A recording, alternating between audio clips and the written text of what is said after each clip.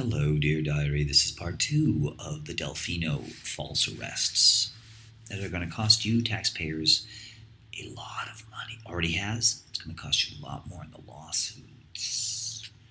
Not only did she break a whole bunch of laws, but the police helped her dozens of times. Every time she got caught in the lie, and I told the DA and everyone else, I said, no. This isn't about clearing me of the charges anymore. She has to be arrested for filing false police complaints. She lied to cops. She lied to DAs. All of that's been proven. And you even admitted it by dropping the charges. If you don't arrest her, I'm going to sue you guys. You're not enforcing the law equally. It's 14th Amendment violation, Equal Protection Clause. Look it up. You'd be surprised how no lawyers know the Constitution, and especially no DAs, no judges, and no cops know the law. You think America's scary? You don't fucking know any of it. It's much worse than your wildest fears and dreams and nightmares. So Delfino has me. So I stopped the third attempt at an arrest. Then, getting off the Staten Island, the Governor's Island ferry one day. Oh, is this worth? I don't know if this is that interesting. Now she still has a restraining order. Remember, the only thing that is still existing is the restraining order, which I have to get cleared. It's temporary, and I have to have my day in court to prove she lied to the court to get that wiped away, because she's already used it to cheat me into jail once and tried a second time. As long as that restraining order exists, it is very easy for her to cheat me into jail as revenge, to say, do you want to shut the fuck up? Do you want to piss me off? Do you want to tell the truth about all the crimes I committed? Then shut the fuck up. Shut up the whistleblower. All my arrests are for the same thing, whistleblowing. So I went to... I'm distracted. Why does that appear to be in stereo and that appears to be in mono? Sorry. Anywhere I go, remember, almost every person we know are all mutual friends. If I go to Ruby Lodge to do a gig, she's going to be there. She could have me arrested. Anywhere I go, all she has to do is show up, and I'm in jail overnight. You understand? That's a pretty dangerous situation. So I have to kill this restraining order as fast as I can. Well, needless to say, one day I was going to the Figment Festival, whatever, on Governor's Island. As you take the ferry, I get on it with my bike. Oh, fuck. There's Delfino up ahead. Because she had a big pink guitar bag. You couldn't miss her in a crowd. She's on the same ferry going to Governor's Island. Fuck. Oh, wait, there's one part to the story. A week before this, I was going to go to Sidewalk on a Monday night, meet Master Lee there. He calls me before I get there, and he says, police are here. Look out, don't come. I'm like, fuck, is she trying to have me arrested falsely again? Fucking psycho criminal bitch. And I wait like 20 minutes, and then I go, because I know the cops aren't going to hang around. They're going to go there, people are going to say I'm not there. They'll just, because they can always arrest me at my next court date. So it's not like they're going to try that hard to find me. But so now I'm on alert. Fuck, that bitch has a warrant out for my arrest. I know she does. The cops aren't looking at me to talk to me. They could call me. They came to arrest me, not to serve me with papers. Fuck, she got another warrant. Fucking cheating, lying criminal.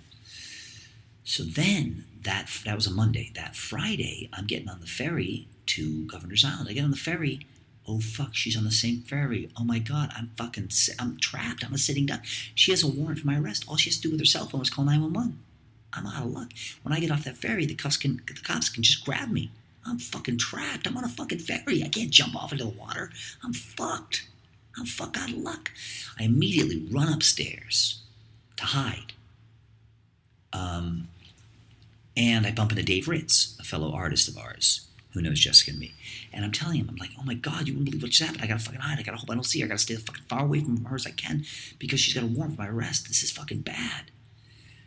And I call another friend of ours. I'm like, can anyone help me here? Delfino's fucking doing this fucking crazy shit. We get off, and I'm lucky there's no police on the island, because it's state run, or state parks own it now, so there's no police. So shockingly enough, I don't get arrested on the island. I meet with this hot Jewish girl who gets me high and asks me to touch her legs. And, oh no, that wasn't that day, that was the next day. Oh, so I make it on the island the whole day, the Figment stuff, and then I I take the last ferry home, hoping to fucking and try to hide as much as I can because I know the police. But then police aren't going to wait at every ferry for me the whole day. So I take the last ferry off. In fact, I think I waited till so you were not supposed to take the last ferry. So it was like me and 3 other people. And safe.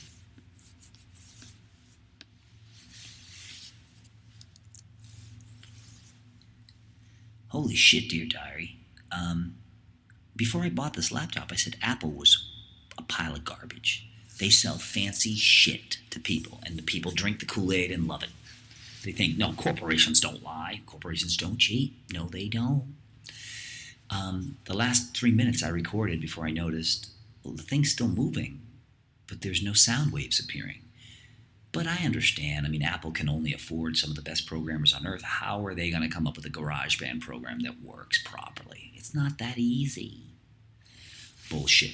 This brand new MacBook Pro has had like 140-ish super glitches. I can't even believe. It's like, how many glitches can you make? I mean, okay, a couple glitches, horrible.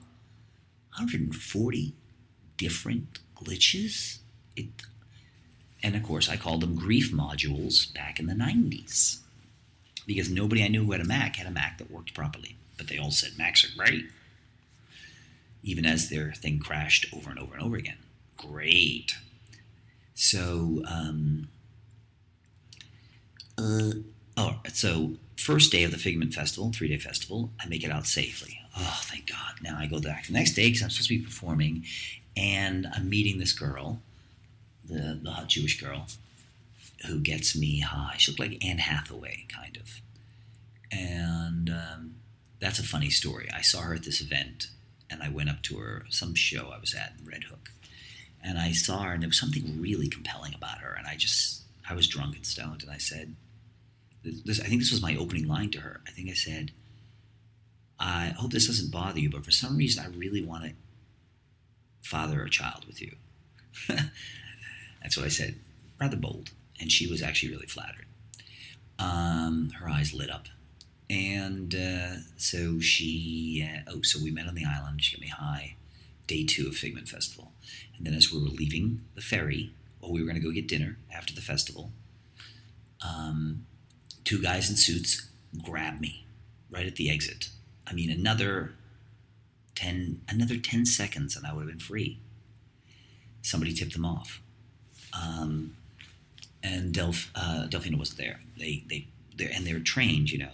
They do is they will come up behind you, whatever, and they have the handcuff in the hand ready, and they put it. The first thing they do is they aim at your wrist, and they get one of the cuffs on your wrist. That's the way they operate. That's how they're trained.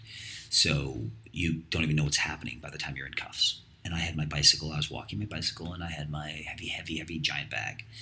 And they grab me and start to cuff me, and I make a big scene. It's like, what the hell are you guys doing? And they were really rough, unusually rough, real nasty sons of bitches. I mean, I know you think all cops are sons of bitches, but usually when they arrest me, they're pretty nice because cops love me because I'm a great guy.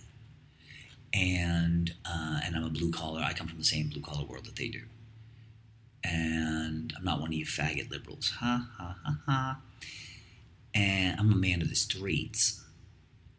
And so the girl I'm with, I don't even remember her name now. She wanders off like she's got a warrant for her arrest. Which is not classy. Because, it's like, oh, they're going to take me with my bag and everything? That's not good. I can't have them take me with my bag. They'll destroy that shit in the precinct. They'll steal shit out of your bag. I had lots of valuables on me.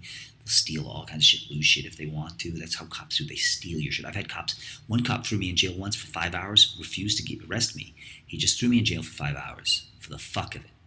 Then wrote me up a ticket, but went through my bag while I was in the cell, stole $40 from me. It's a little way of teaching me a little lesson. I've never met an honest cop. Cops are criminals. I actually have a couple friends who are cops, but I've never dealt with them as cops, so I can't say whether they're honest or not. But every cop I've ever dealt with as a victim of crime was a crook, and every cop I've dealt with as an alleged criminal was a crook. No matter what, they're crooks, and we need to stop as a society pretending these black shirts are legitimate. More and more people are realizing that. It's a little slow. See my song, It's Too Late to Hate Hitler. So, as I was saying, They cuff me. I'm like, what the hell are you doing? Other people are like, yeah, what are you doing? I'm like, no, I need somebody to take my bag. And my bike, I can't leave. My bike's going to get stolen if you leave it behind. I can't lock my bike out. Also, they cuff me. I can't lock my bike up or anything. Sometimes cops are nice. I say, like, all right, you guys, I'm obviously not going to run away. Okay? You can just arrest me at the next court date, you dumb fucks. I've never fucking once. I've been arrested 30-something times. Come on, cut the shit. I do this for a professional living, practically. Just let me lock my bike up. And they'll usually let me lock my bike up somewhere safe. But these cops are like, we'll go put it in the back trunk. It's like, no. But these guys were real dicks. At first, they're like, you're under arrest for fucking, you shouldn't. I said, I didn't do anything wrong. And they're like, you shouldn't be fucking scaring innocent girls. It's like, oh my God, you idiots. You believed my ex? You're both men? What are you, virgins? You've never dated a girl before? You don't know that women lie sometimes? You don't know that angry, bitter exes lie? Oh, you guys fucking, you're detectives? Oh my God, you guys should both be fired because you're shitty detectives. And then they were dickheads, real dickheads to me at first, and they take me to precinct stuff, of course. But even cops who hate me, well, they're first dickheads. And that's part of their training at the academy, ladies and germs. They're trained to be abusive assholes from the get-go. It's a way of asserting, like, their authority. They're trained. You got to start it by, like throwing the hardest punch. You got to assert.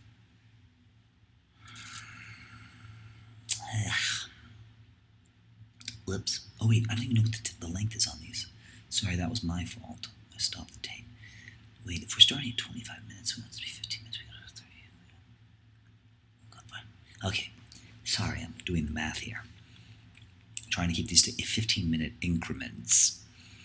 So but always cops fall in love with me within minutes in the patrol car. Always. You can ask so many of my detectives who arrested me. They've said things like, you're one of my favorite arrests, Christopher. They'll even tell other detectives, like, no, Christopher's a good guy. He really is. He's a good guy. That's one reason why the mayor's office hates me so much. I turn the cops against them every time. I'm good at what I do.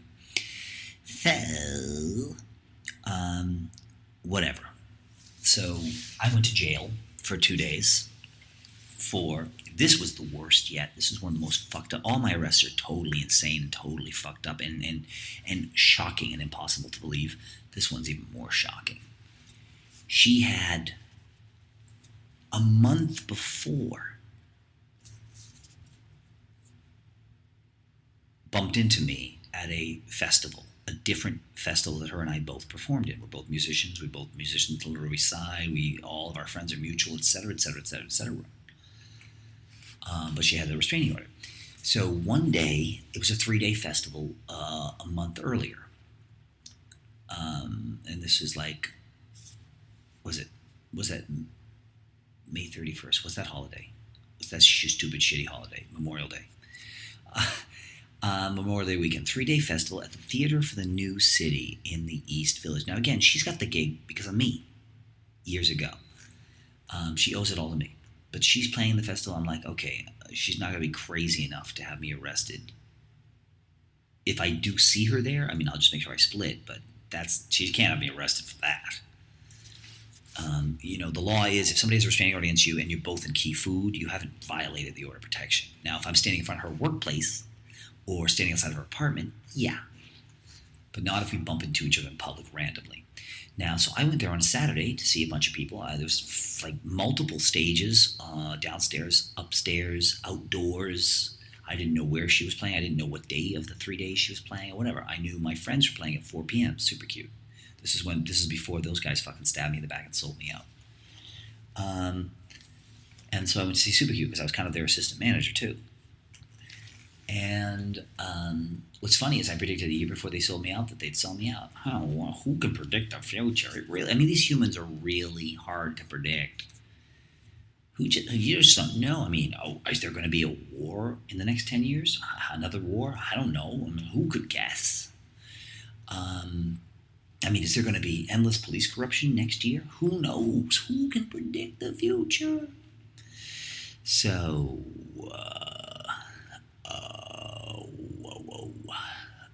where was I? I go to Theater for the New City. This is Super Cute. And I'm staying, but they're not going on for like 15 minutes. I go to a couple theaters, catch a little moment of whatever's on stage. Not interesting. And I bump into Joey Gay, who I love. He's a stand-up comic who knows Delfino and me. We're talking outside. Beautiful day. Big street fair with a stage out there. All of a sudden, Delfino walks by me with her guitar. I'm like, I try to like, I may have smiled at her. We did make eye contact. Like, she walks by, and not into the theater. She walks away like she's going home or something. And then I say to Joey, Joey, you wouldn't believe she fucking had me arrested. She did this and this and this and this. They dropped the charges. Then she started having me arrested again. They refused to press charges. Thank God. She's out of her mind. Remember, this is a month before the arrest on Governor's Island. This is what led to the arrest. This is what the charge was, okay, listeners? I want to make sure you understand that. Oh, wait. I got to do end of part 2. Remember, so we are now telling you, why was I arrested and roughed up by 2 detectives? You will not believe this story. Every story of every day of my life is just as fucking impossible to believe. By the age of 10, nobody could believe my life. I couldn't, and I was fucking living it. That's why I wanted to die since I was 5. End of part 2 of Delfino's fake arrests.